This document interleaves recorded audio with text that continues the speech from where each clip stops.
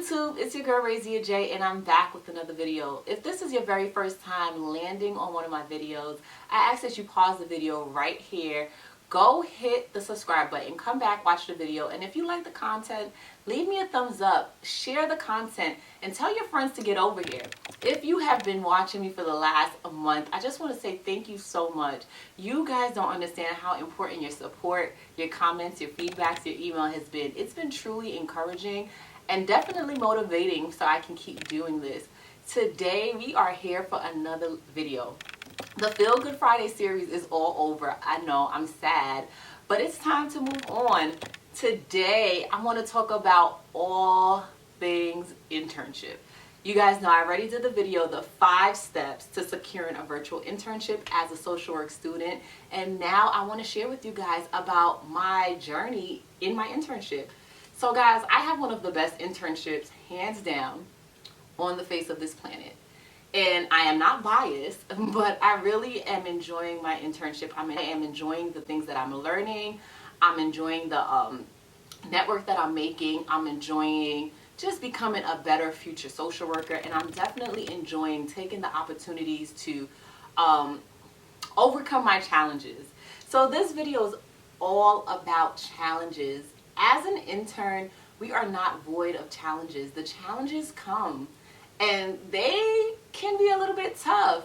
Here's a little story time. My first week at my internship, I knew for sure that I was not going to make it. I literally reached out to my field placement professor and I was like, this ain't going to work. I think I have to drop the class. And she told me to take a moment to think about the reasons why I thought it wouldn't work and all the reasons that it should. And that was the driving force behind me understanding that challenges will happen, whether it's an internship, a job, or a class. We are going to be faced with challenges as social work students. And how we overcome those challenges is what is the telltale sign of the type of social worker we will be. So for me, the very first thing that I had to do to overcome my challenges was to learn effective communication skills. Man, listen, I thought I could communicate, but when I became an intern, I realized that there were barriers that I had placed within myself on how I communicate, and when I'm ready to communicate, that was not working for the team. Like, I couldn't take a week to process my feelings and then come back and say something. To be able to look at the situations head on and bring my input and bring my thought process and bring how I felt and bring my emotions into that and not need a whole week to process. So case in point, my first week in my internship, my child was virtual learning, and I remember my supervisor saying something to the effect that I needed to be a little bit more focused. And a part of me instantly wanted to say, like, do you not know that it is COVID-19? But the processing part of me was like, you know what? I need time and I can't do this. And the truth is, time was not on my hand. But as I learned effective communication skills, I was able to communicate my desires. I was able to communicate my needs. And I was able to communicate the way that I felt. And towards the end of the semester, I realized that I grew a ton when it came to effective communication. Because there was an opportunity that arose that I needed to speak up for myself, and I didn't have a week to process. And I needed to talk to my supervisor, and I needed to do it right away. And even my supervisor was super shocked that I took the initiative to say something. So one of the ways that we overcome challenges in our internship is to learn to effectively communicate. When we are in a professional setting, it is important that we use our words without degrading another person and without losing sight of what we're trying to say. The second thing that I believe that helps us overcome challenges in our internship is really just having your mind in the game.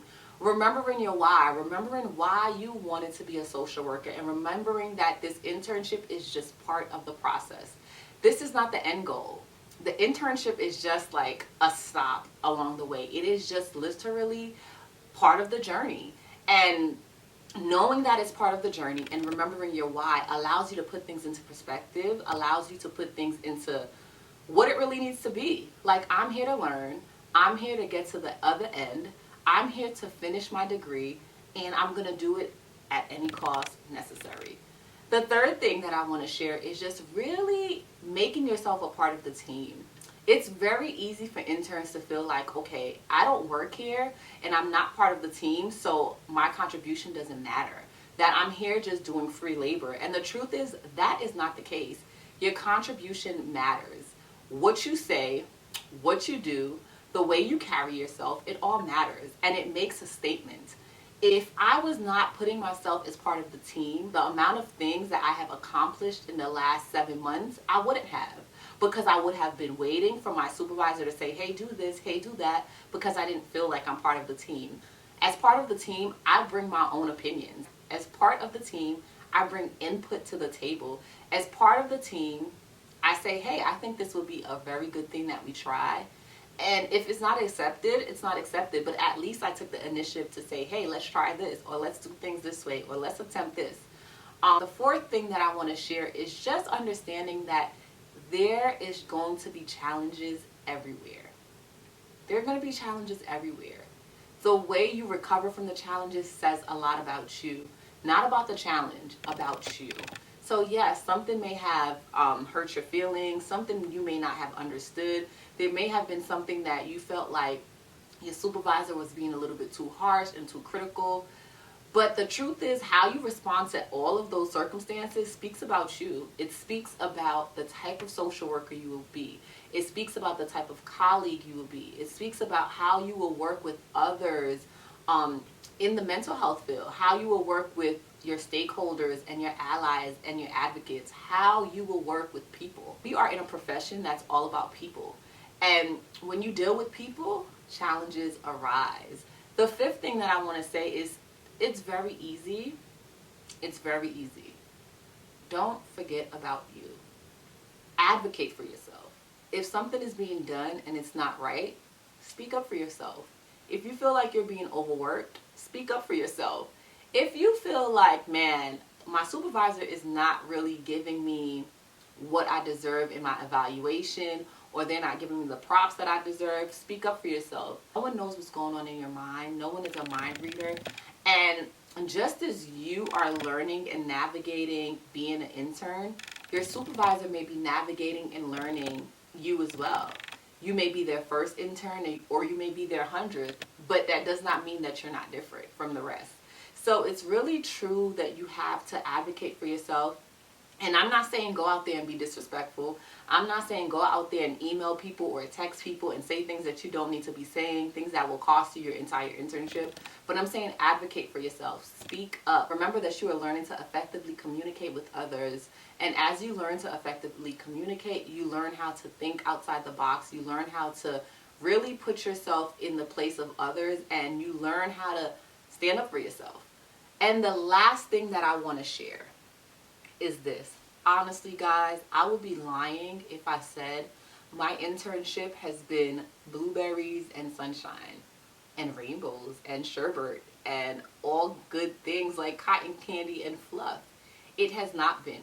It has been an adjustment. It has been challenging because I haven't worked in a while, and it was my first time really dealing with adults outside of my friend circle and my husband. So having to communicate with other adults on a day-to-day basis about different things every single day was a bit challenging in the beginning. But then as I learned to really just put myself in the shoes of my future clients and the future people that I will work alongside, I understood that there was a bigger picture. I understood that the challenges were temporary, and I'm able to will myself to overcome every challenge that comes my way.